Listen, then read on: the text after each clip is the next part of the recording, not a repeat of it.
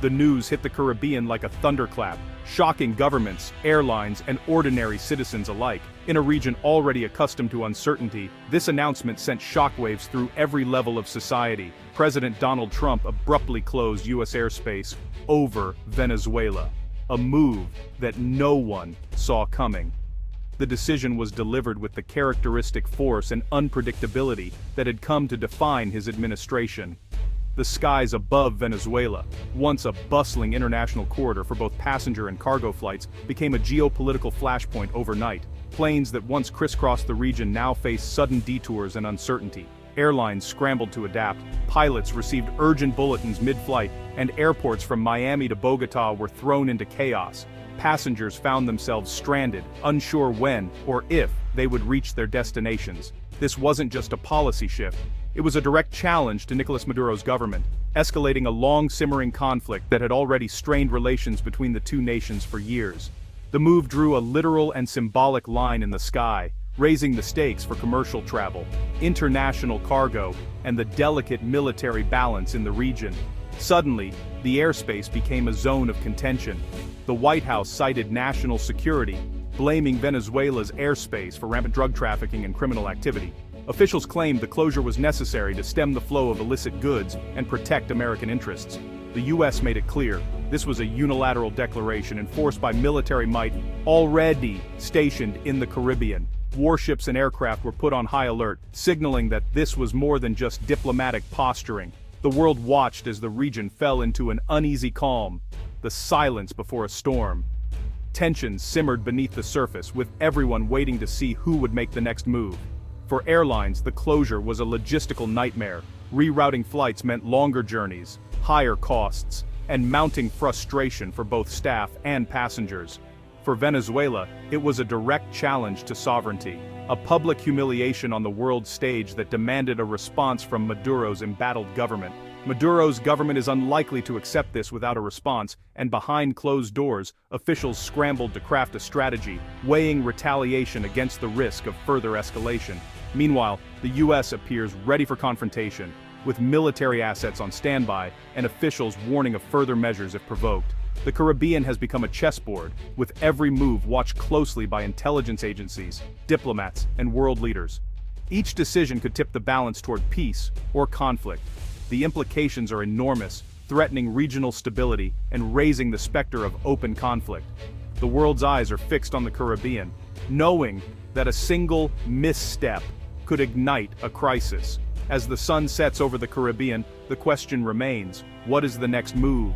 Will diplomacy prevail, or will the region be plunged into deeper turmoil? The stakes have never been higher. Every decision, every action is fraught with risk and consequence. The world holds its breath, waiting for the next chapter in this unfolding drama, hoping for peace, but preparing for the worst.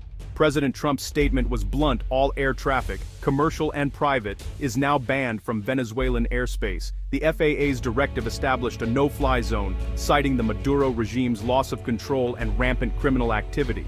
Airlines like American, Copa, and Avianca scrambled to reroute flights, adding hours and costs. Pilots were warned.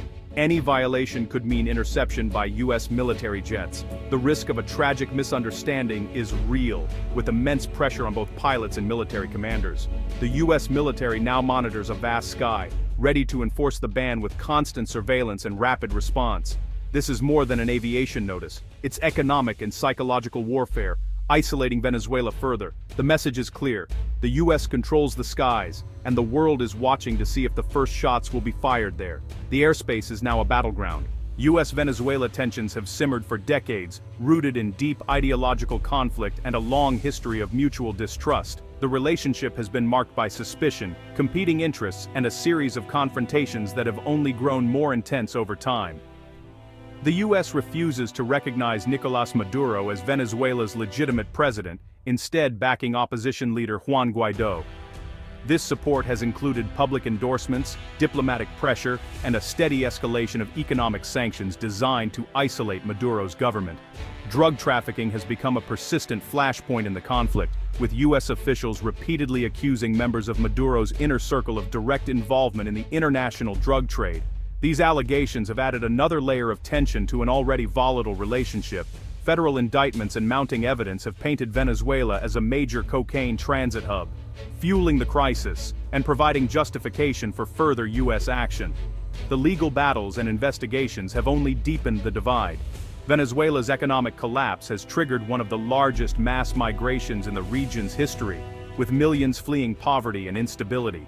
This humanitarian disaster has strained neighboring countries and become a contentious political issue in the United States. The Trump administration viewed the closure of Venezuelan airspace as a strategic move, hoping to increase pressure and force political change in Caracas. This decision was part of a broader campaign to isolate Maduro and support the opposition. Diplomatic channels have all but collapsed. Both sides now see each other as existential threats, making dialogue nearly impossible.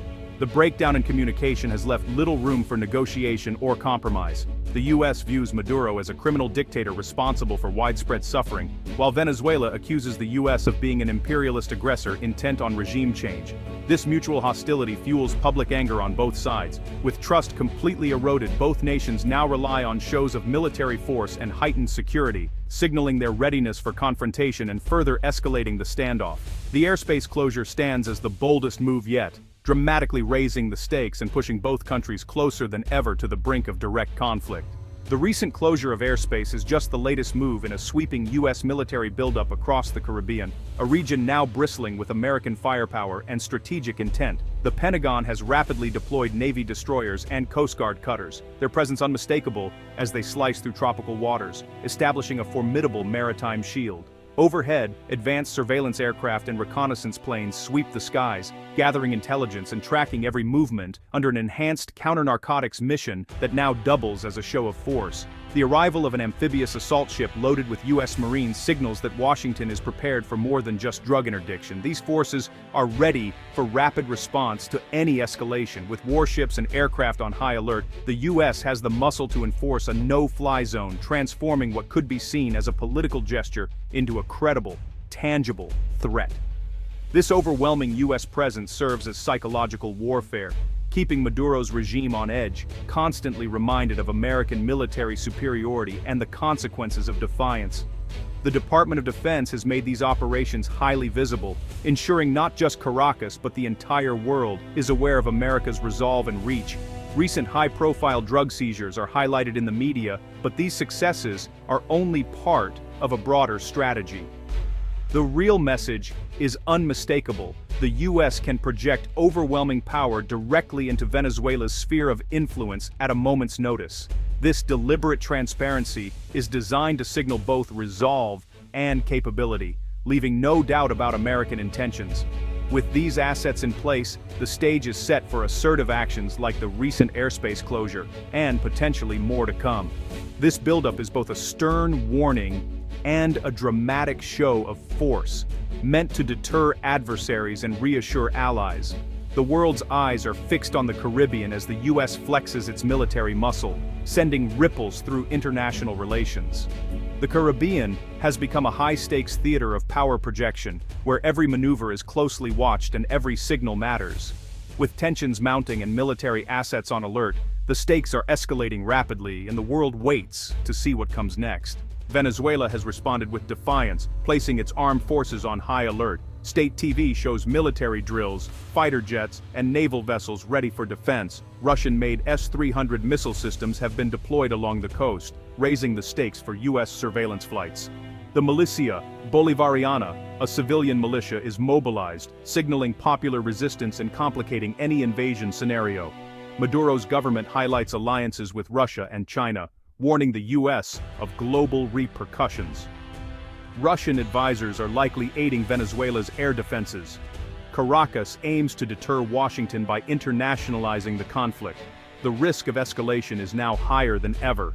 In Washington, Trump's airspace closure has ignited fierce debate. Republicans praise the move as decisive. Democrats warn of reckless brinkmanship and demand legal justification. Critics argue the military buildup exceeds counter-narcotics needs, suspecting regime change is the real goal.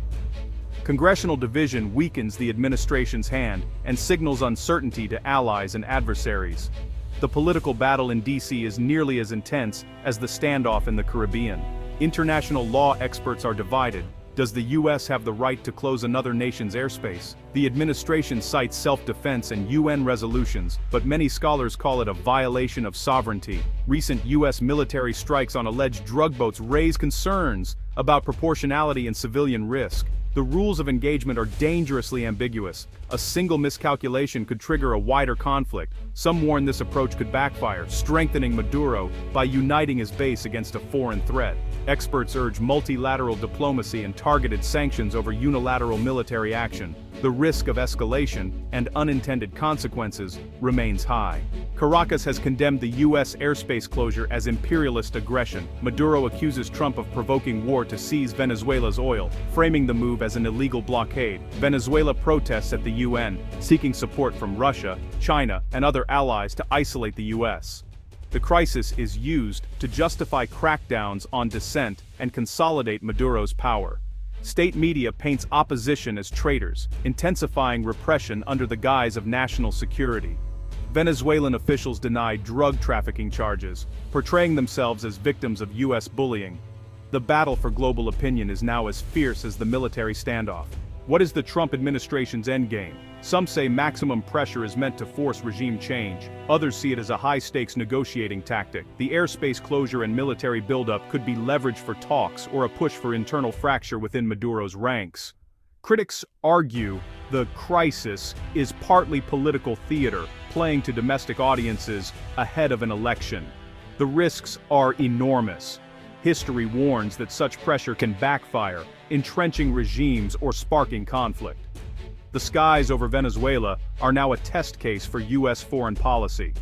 The coming weeks will reveal whether this gamble leads to breakthrough, retreat, or war. The world is watching, and the outcome is anything but certain.